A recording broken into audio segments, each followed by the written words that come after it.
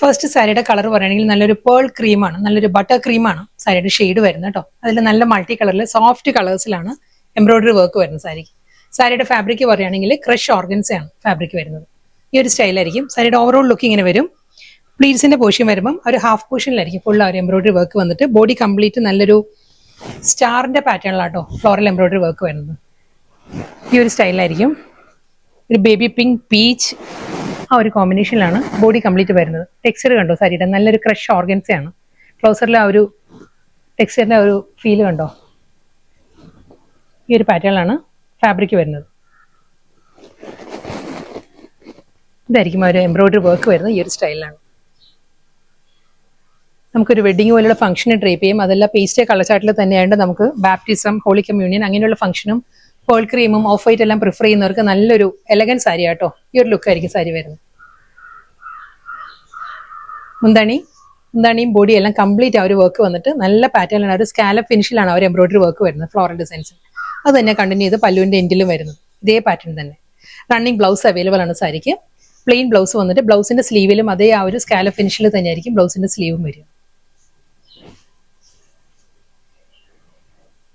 Same അതേ work തന്നെ വരുന്നത്, ക്രഷ് ഓർഗൻസ് തന്നെ വരുന്നത്. ഇതിന്റെ കളർ പറയുകയാണെങ്കിൽ ലാവൻഡർ, നല്ല സോഫ്റ്റ് കളറിലാണ് സാരി വരുന്നത്.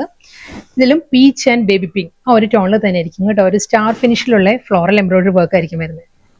ഈ ഒരു പാറ്റേണിലാണ് വരുന്നത്. ലാവൻഡറിൽ peach and baby pink soft കളറിൽ തന്നെ. സാരിയുടെ ബോർഡറിലും മുന്താണിയിലെല്ലാം ഇതേ പാറ്റേണിൽ തന്നെ കേട്ടോ ഒരു എംബ്രോയിഡറി വർക്ക് വരുന്നത്. ഇതായിരിക്കും വരുന്നത്. Same style blouse.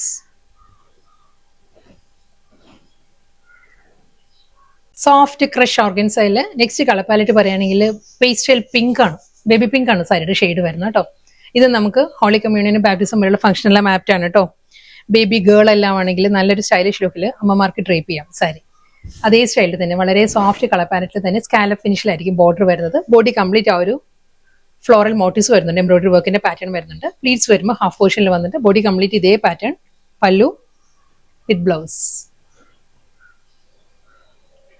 Next colour palette പറയുകയാണെങ്കിൽ അക്വാ ഗ്രീൻ ആണ് സാരിയുടെ ടോൺ വരുന്നുണ്ട്. എല്ലാം നല്ല സോഫ്റ്റ് പേസ്റ്റ് കളർ പാലറ്റിലാണ് വരുന്നത്. നമുക്കൊരു വെഡിങ് പോലുള്ള ഫംഗ്ഷൻസിന് കസിൻസിന് ഡിഫറെന്റ് കളേഴ്സിൽ ഡ്രേപ്പ് ചെയ്യാനും നല്ലൊരു ഓപ്ഷനാണ് സാരി. കാരണം നല്ലൊരു റിച്ച് ലുക്കിൽ വരുന്ന നല്ല എലഗൻ സാരീസ് ആണ്, പാർട്ടി വെയർ കളക്ഷൻസ് ആണ്. ക്രഷ് ഓർഗൻസ് ആണ് ഫാബ്രിക് വരുന്നത്. നല്ല മൾട്ടി കളറിലുള്ള സോഫ്റ്റ് കളേഴ്സിലായിരിക്കും സാരിയുടെ ബോർഡറും ബോഡി സെയിം സ്റ്റൈലിൽ തന്നെയായിരിക്കും റണ്ണിങ് ബ്ലൗസ്.